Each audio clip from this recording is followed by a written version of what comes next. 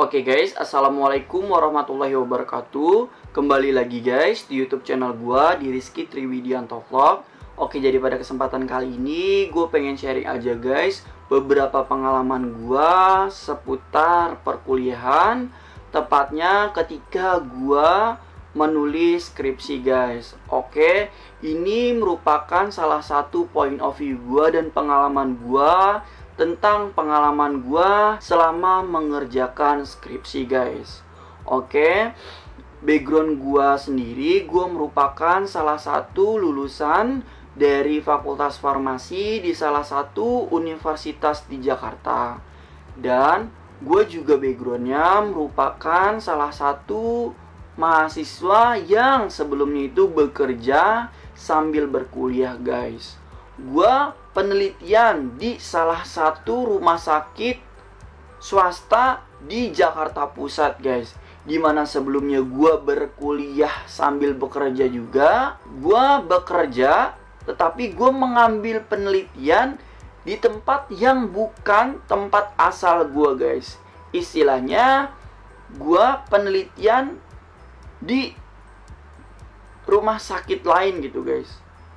Lu bisa bayangin bagaimana caranya gue untuk mengatur jadwal gue. Gue harus bekerja juga, gue harus mengerjakan skripsi juga, dan gue juga harus mengambil sampel. Ketika itu gue istilahnya sangat amat pusing ketika gue udah berada seperti ini. Gue juga gak bakal mau untuk balik lagi ke masa itu sejujurnya. Kenapa? Karena ketika itu gue bener-bener harus izin juga ke atasan gue bahwa gue harus penelitian di salah satu rumah sakit ini. Dan untungnya gue mempunyai atasan yang suportif, dan untungnya juga gue mempunyai teman yang suportif.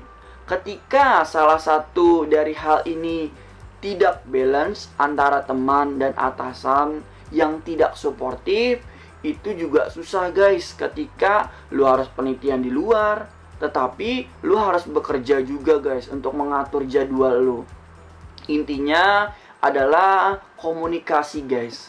Ketika lu mempunyai komunikasi yang baik, ketika lu mempunyai relasi yang baik terhadap atasan dan juga kepada teman lu, otomatis hal untuk bekerja sambil berkuliah dan penelitian itu akan dipermudah juga guys. Dimana ketika gue penelitian ini, gue juga harus fokus guys ke penelitian gue.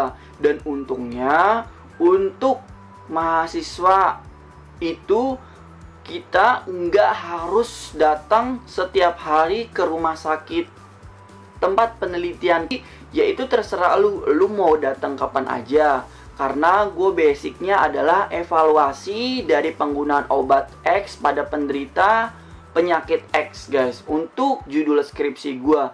Jadi gue hanya mengambil data rekam medis yang ada di rumah sakit. Untuk hasil penelitian yang kita teliti itu harus dibahas juga guys.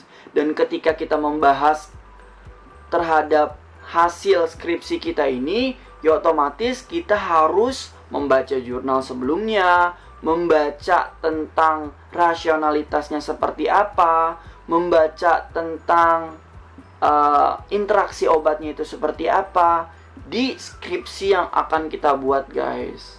Jadi mau nggak mau, suka nggak suka, harus banyak dalam membaca jurnal skripsi sebelumnya, repository skripsi terdahulu guys, sebagai acuan lu ketika mengerjakan skripsi. Dan juga untuk penelitian gua itu harus menggunakan ethical clearance guys. Jadi ethical clearance itu apa sih? Jadi ethical clearance itu adalah kode etik lu ketika lu penelitian di rumah sakit. Jangan sampai istilahnya ketika lu penelitian di rumah sakit X, lu menyebarluaskan akan informasi-informasi terhadap pasien C yang mengidap suatu penyakit X. Seperti itu guys, jangan sampai seperti itu. Jadi nanti lu membuat ethical clearance dengan cara apa? Ya dengan cara semua skripsi lu sampai dengan pembahasan itu nanti dikirimkan guys ke bagian ethical clearance. Untuk ethical clearance itu ada di universitas-universitasku guys. Dan alhamdulillahnya ketika gua mengerjakan ethical clearance itu, gua gratis guys. Kok bisa sih gratis? Karena ketika itu salah satu universitas ini baru membuka jasa ethical clearance guys. Oke. Di samping itu juga ketika gue mengerjakan skripsi, gue harus mengecek plagiasi guys. Jadi untuk di universitas-universitas itu untuk cek plagiasi itu berbeda-beda guys. Ada yang bisa di luar kampus dan ada juga yang bisa di dalam kampus. Dan untuk universitas gua, untuk plagiasi itu, untuk plagiasinya itu nggak boleh lebih dari 15% guys.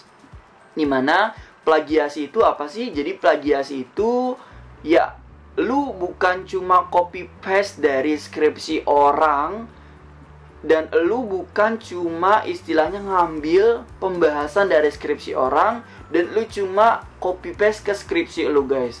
Nah nanti di plagiasi ini lu bakal ketahuan nih guys, lu benar-benar mengerjakan skripsi dengan benar apa enggak, apa lu cuma copy paste doang. Dan ketika even lu lulus plagiasi dari Turnitin, nanti ketika istilahnya lu tidak benar-benar mengerjakan skripsi dengan benar dan baik, itu bakal ketahuan guys nanti di sidang skripsi. Misalnya ditanyain judul aja lu masih kagok guys istilahnya. Nah ditanya pembahasan A itu juga lu masih kagok. Dan ditanya metode penelitian lu itu apa, lu juga nggak bisa jawabnya. Nah itu lu bakal amat ketahuan guys ketika emang lu bener-bener gak mengerjakan skripsi dengan baik dan dengan kemampuan yang emang lu punya guys. Jadi seperti itu. Jadi yang penting dari skripsi bukan seberapa bagus skripsi lu yang lu buat, akan tetapi skripsi yang lu buat ini lu bisa selesai. Dan ketika lu seminar proposal ataupun seminar hasil ataupun uji komprehensif itu lu bisa lulus dengan baik dan lancar guys. Jadi kesimpulan dari video gua kali ini adalah lu boleh nangis asal lu tetap harus berjuang guys. Dimana lu juga harus ingat tujuan lu awal untuk berkuliah itu apa. Dan lu harus punya target bahwa gue bisa lulus kok, gue bisa lulus tahun ini kok. Intinya seperti itu. Ketika lu capek, ya udah. Ketika lu mau nangis, ya udah nangis dulu aja, nggak ada salahnya guys. Akan hal lu pengen nangis, ya udah lu nangis sekejar-kejarnya guys. Intinya seperti itu. Jalani setiap proses dan kesulitan yang berada di depan kita. Dan ketika kita sudah menyelesaikan apa yang diberikan oleh Tuhan, itu ketika kita sudah melaksanakannya, itu kita amat sangat bersyukur sudah berada di posisi seperti ini. Intinya adalah fokus pada tujuan kita, fokus pada proses kita, nggak usah pernah ngebandingin proses kita dengan proses orang lain. Oke, cukup sekian untuk video gua kali ini. Kurang lebihnya mohon maaf guys. Wassalamualaikum warahmatullahi wabarakatuh. Bye bye.